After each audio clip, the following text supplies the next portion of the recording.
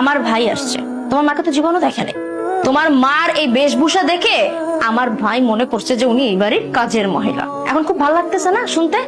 তোমাকে আমি বারবার বলছিলাম যে তোমার মাকে এই বাড়িতে রাখার দরকার নেই। তোমার মা আনকালচার একটা গাইয়া, সে কোনোদিনও এই সোসাইটিতে ভালোভাবে থাকতে পারবে না। কিন্তু তুমি আমার কোনো কথাই শোনোনি, তোমার মাকে এই বেশভূষাতে এখানে রেখে দিয়েছো।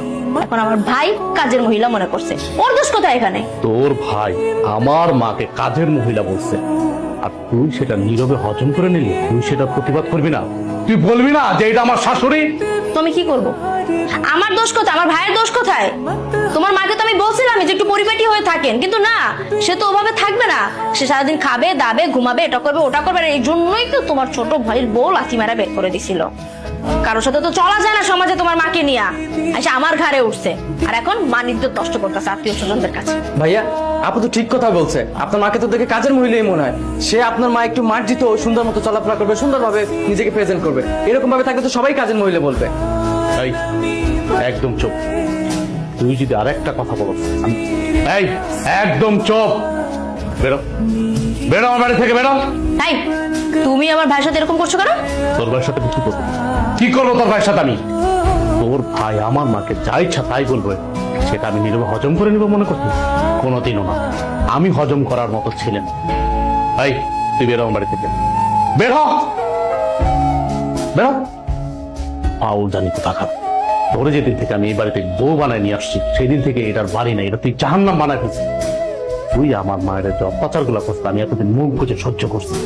কেন সহ্য করছিস জানো? আমি মনে করতাম তুই এই নিয়ে শুদ্ধাবি, এই নিয়ে শুদ্ধাবি। না, তুই শুদ্ধানের মেয়ে না। আসলে তোর বংশগত সমস্যা আছে। তুই সাংসারিক মেয়ে না, তুই সংসার করে খেতে পারবি না। তো আমি তোর এই ফ্যামিলিতে, আমার এই বাসায় আমি আর এক মুহূর্তে দেখতে পাচ্ছি। তুই এখন এই মুহূর্তে আমার বাড়ি থেকে বেরোবি। আমি তোর ডিভোর্স লেটারটা পাঠাই দেবো। বের হ আমার বাড়ি থেকে, বের হ। বাবা থাক না, এসব বাদ দে। মা, তুমি কোনো কথা বলবা না। একটা মানুষের সীমা থাকে, ও সীমা লঙ্ঘন করছে অনেক আগেই। পরে অনেক আগে উচিত ছিল এই বাড়ির থেকে বের করে দেওয়া, কিন্তু না, আমি সব নীরবে হজম করছি। আর হজম করবো না, অনেক হয়েছে। তুই একটা বাইরের ছেলের সাথে, তোর খালাতো ভাইয়ের সামনে তুই আমার মাকে কাজের মহিলা বলে তোর ভাই, আর তুই সেটা মজা নেস না? মজা নেস? এই আমি গরিব, আমি গ্রামের ছেলে, মানলাম। তোর বাবা আমাকে সহযোগিতা করছে, সহযোগিতা করে ভালো একটা চাকরি দিয়েছে। আমি তো এই জন্য তোর অনেক ভালো রাখছি। তুই বলতে পারবি তোর কোন দিক থেকে আমি অসম্মান করছি, কোন দিক থেকে আমি তোর কমতি রাখছি? তুই আমার মার সাথে এমন করছিস কেন? এমন করছিস কেন?